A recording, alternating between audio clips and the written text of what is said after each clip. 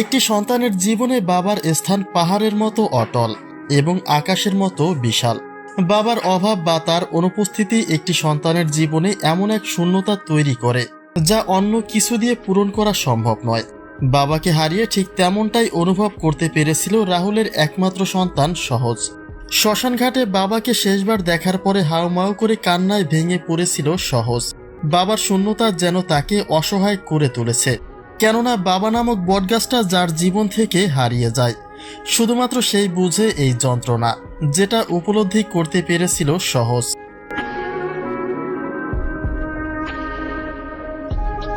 বাবার মৃত্যুর শুরু থেকে শেষ পর্যন্ত সঙ্গেই ছিল সহজ, এমনকি ক্ষণে ক্ষণে সে মূর্ছা যাচ্ছিল।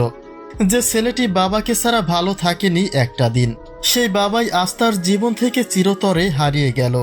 যে বিষাদময় যন্ত্রণা চরমভাবে গ্রাস করেছে সহজকে, যে কারণে বাবার বিদায়ের সকল মুহূর্তে সহজের উপস্থিতি দেখা যায়। সে জানতো এটাই তার বাবার জীবনের শেষ যাত্রা। সে আর কোনোদিন সহজের জীবনে ফিরে আসবে না, আর কেউ বাবা বলে ডাকবে না। সে বুঝতে শিখে গেছে বাবার শূন্যতা কতটা যন্ত্রণাময়, যে কারণে বাবার এই চলে যাওয়াকে যেন কোনোভাবেই মেনে নিতে পারছে না সহজ।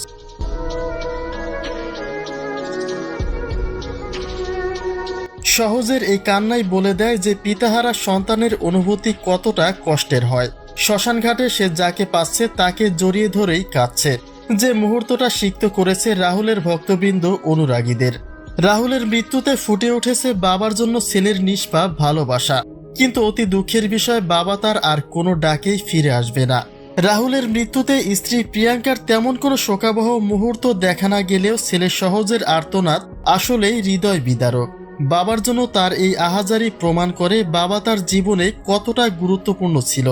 বাবার মৃত্যুর পরে তার প্রতিটি মুহূর্ত এতটাই যন্ত্রণাময় হয়ে উঠেছে, যা পিতাহারা যে কোনো পুত্রের জন্যই অত্যন্ত কঠিন।